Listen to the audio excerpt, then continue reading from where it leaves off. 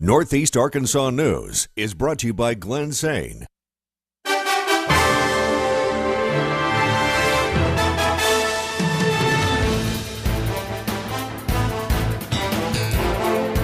And good evening, and thanks for joining us for your Northeast Arkansas Late News. I'm Josh Egbert. And I'm Meredith Mitchell. As temperatures continue to climb, local farmers and growers are taking on more ways to keep cool and turn a profit with their crops. Northeast Arkansas Simone Jamison shares how two of Jonesboro's most popular fruit sellers are faring this season.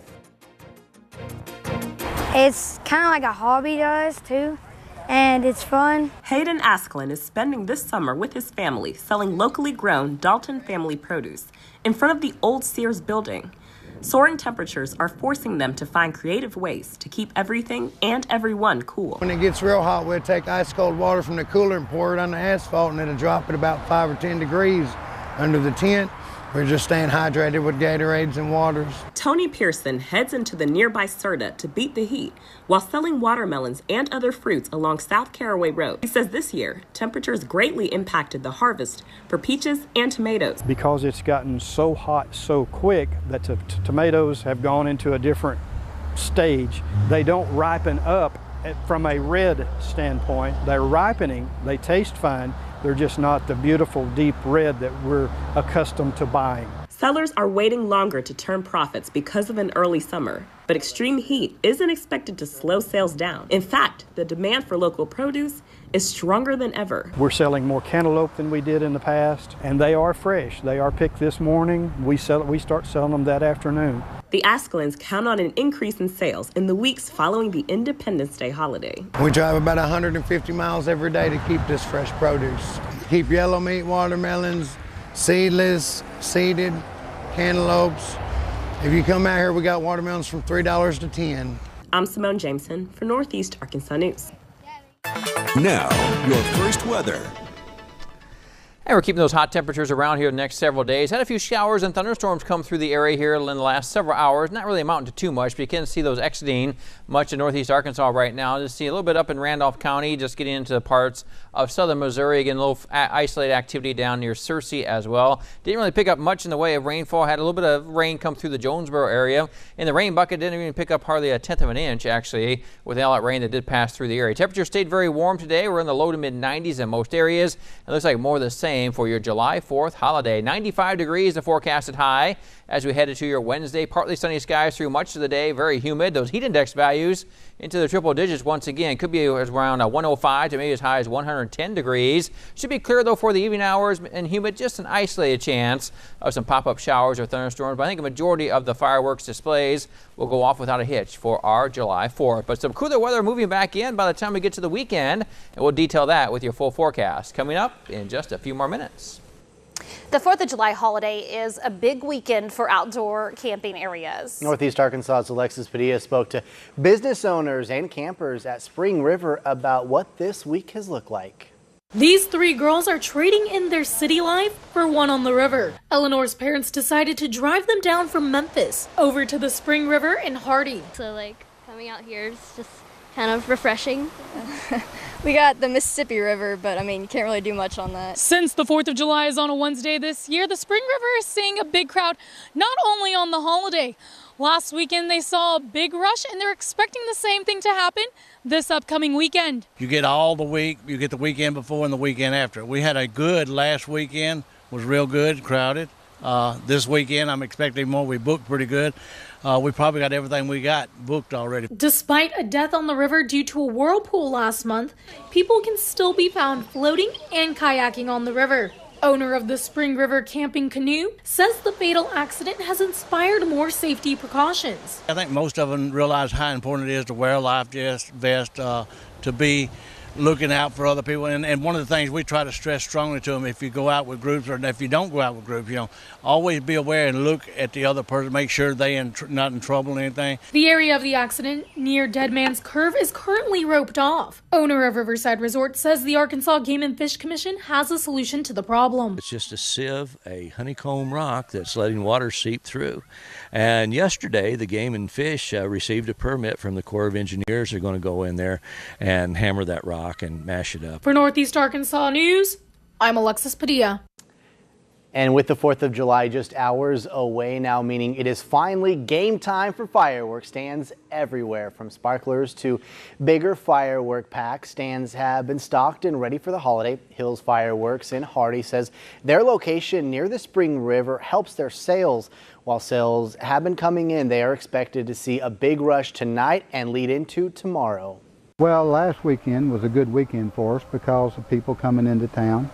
The last couple of days have been kind of slow, but because of the 4th and because of people coming into town and the river and the celebration, we'll have a big day tomorrow. It'll be a good day.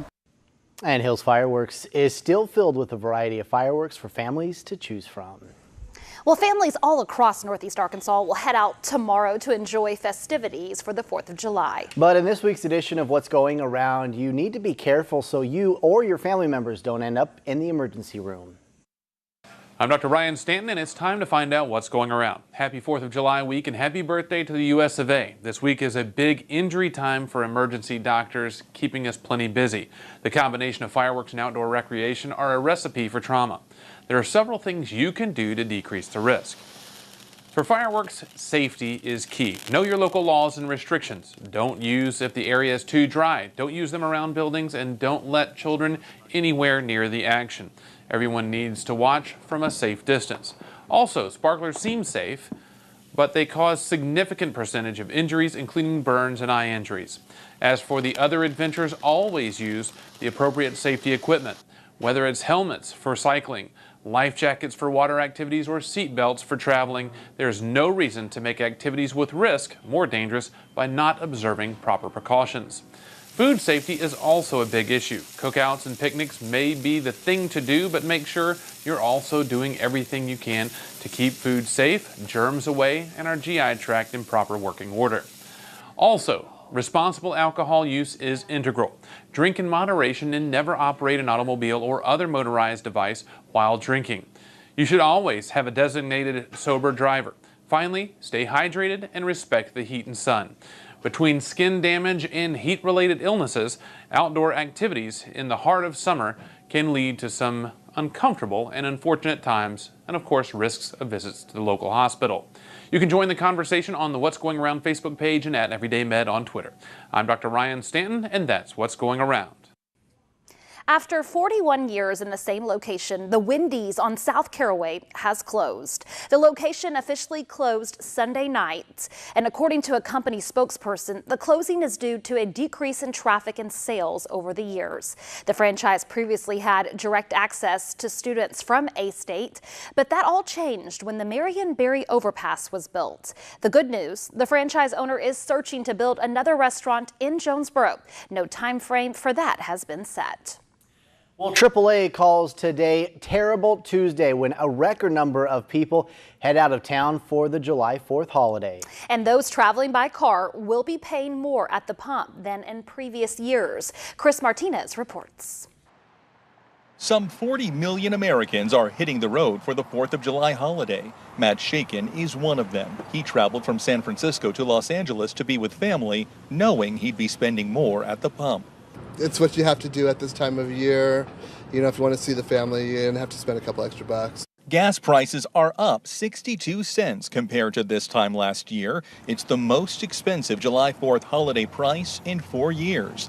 Jeanette Castellano from AAA says crude oil prices are the main reason why. When we see crude prices go up, we generally see gas prices go up too. Even with OPEC's potential decision to increase their production, it may not be enough to offset the supply levels not keeping pace with demand. Prices dropped recently, but they're expected to go up 10 cents or even more in the coming months. There's a large potential that gas prices may hit a new high later this fall. There are apps like Gas Buddy, Gas Guru, Google Maps, and Waze that can help drivers find cheaper gas, and prices vary greatly depending on where you live.